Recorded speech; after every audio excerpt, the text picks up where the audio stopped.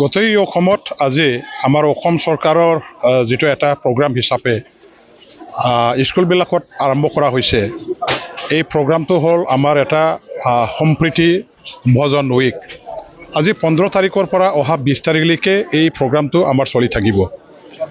ইয়াত আমাৰ এটাই উদ্দেশ্য যে আমাৰ যিসকল স্কুলবিলাকত পঢ়ি থকা ছাত্ৰ ছাত্ৰী আছে এখেতসকলৰ লগত আমি আমাৰ যিসকল প্ৰতিনিধি আছে ৰাজনৈতিক নেতাই হওক বা সমাজকৰ্মী বা বিভিন্ন দল সংগঠনবিলাকত কাম কৰা হওক বা আমাৰ যিবিলাক গাৰ্জেন আছে লোকেল ইণ্টেলেকচুৱেল ছ'চিয়েল ৱাৰ্কাৰ একেলগে আমাৰ স্কুলবিলাকত গৈ পেলাই এসাঁজ আমাৰ ছাত্ৰ ছাত্ৰী আমাৰ যিবিলাক মানে অঞ্চলৰ ৰাইজৰ মাজত মিলা প্ৰীতিৰে একেলগে আমি এটা আহাৰ গ্ৰহণ কৰাৰ এটা কাৰ্যসূচী হিচাপে আজিৰ এই প্ৰগ্ৰামখন পালন কৰা হৈছে।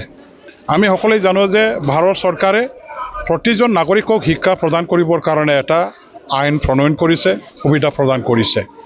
আৰু এইবিলাক প্ৰত্যেকজন নাগৰিকে শিক্ষাটো পাবলৈ হ'লে আমি নাগৰিকবিলাকৰ সমস্যাৰ প্ৰতি আমাৰ এটা থাকিব লাগিব, মানে তেওঁলোকে কি ধৰণৰ সমস্যাত ভুগি আছে আৰু এই সমস্যাবিলাকৰ আমি সমাধান কৰিবৰ কাৰণে সমস্যাবিলাকৰ পৰা ৰাইজক বা আমাৰ ছাত্ৰ ছাত্ৰীসকলক পৰিত্ৰাণ দিবৰ কাৰণে কিছুমান আমাৰ নিশ্চয়কৈ পদক্ষেপ লোৱাৰ প্ৰয়োজন আছে। আৰু এই পদক্ষেপ হিচাপে এতিয়া ভাৰত চৰকাৰে আমাৰ ছাত্ৰ ছাত্ৰীসকলক দুপৰীয়াৰ আহাৰ দিয়াৰ ব্যৱস্থা গ্ৰহণ কৰিছে, যাতে অনাহাৰত ভুগি থকা ছাত্ৰ ছাত্ৰীসকলেও গৰীব দুখীয়া পৰিয়ালৰ ছাত্ৰ ছাত্ৰীসকলেও সন্ততিসকলেও আমাৰ নিজৰ শিক্ষাৰ অধিকাৰৰ পৰা যাতে বঞ্চিত হ'ব লগা নহয়। আমাৰ এই ছাত্ৰ ছাত্ৰীসকলক তেখেতসকলক মানে উপযুক্ত খাদ্য সামগ্ৰী প্ৰদান কৰাৰ ব্যৱস্থা হিচাপে আজি স্কুলবিলাকত মিড ডে মিলৰ ব্যৱস্থা কৰা হৈছে। আমাৰ ছাত্ৰ ছাত্ৰীসকলে গৰীবৰ কাৰণে আজি পোছাক পিন্ধিব নোৱাৰাৰ কাৰণে স্কুলত যিহেতু যাব নোৱাৰা হয়, কিতাপ নথকাৰ কাৰণে কিতাপ কিনিব নোৱাৰাৰ কাৰণে স্কুলত যাব নোৱাৰা হয়। সেইবিলাক সমস্যাৰ পৰা আমাৰ ছাত্ৰ ছাত্ৰীসকলক আমি পৰিত্ৰাণ দিয়াৰ স্বাৰ্থতে এই ছাত্ৰ ছাত্ৰীসকলক সহায় দিয়াৰ স্বাৰ্থতে ভাৰত চৰকাৰৰ ফালৰ পৰা বিনামূলীয়া পাঠ্যপুথি যোগান ধৰা, আমাৰ বিনামূলীয়া স্কুল ইউনিফৰ্ম প্ৰভাইড কৰা, এইবিলাক গোটেইটো আজি চৰকাৰৰ আঁচনি হিচাপে চৰকাৰে সেইবিলাক কাৰ্যকৰী কৰি আছে। ইয়াৰ লগে লগে আজি আমাৰ স্কুলবিলাকত গুণগত শিক্ষা উন্নয়নৰ কাৰণে গুণগত শিক্ষা আমাৰ স্কুলবিলাকত আনিবৰ কাৰণে আজি আমাৰ গুণোৎসৱ অসমত পালন কৰাটো আপোনাসকলে জানে।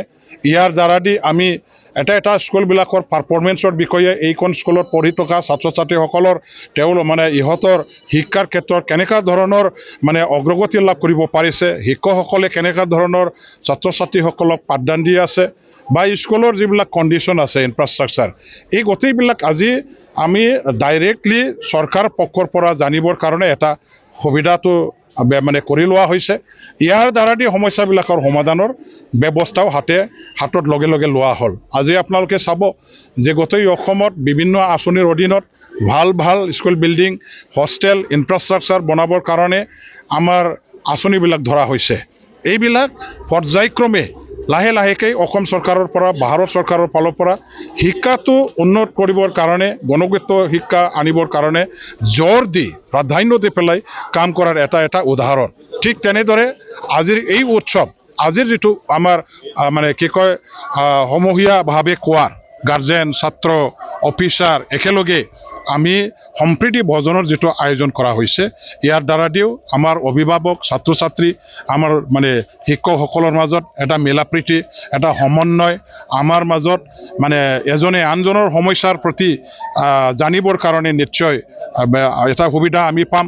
আৰু আমাৰ ছাত্ৰ ছাত্ৰীসকলে আজিৰ দিনটোত কি বিচাৰে, তেখেতসকলৰ অভাৱ কি, তেওঁলোকে কেনেকুৱা ধৰণৰ আমাৰ অভিভাৱক চৰকাৰ আৰু গাৰ্জেনবিলাকৰ পৰা শিক্ষকসকলৰ পৰা সহায় সহযোগিতা কামনা কৰে, এইবিলাক জানিবৰ কাৰণে এটা আমি মাধ্যম হিচাপে আজিৰ এই সম্প্ৰীতি ভোজন সপ্তাহ পালন কৰাৰ দ্বাৰা দি নিশ্চয়কৈ আমি সুবিধাখিনি পাম।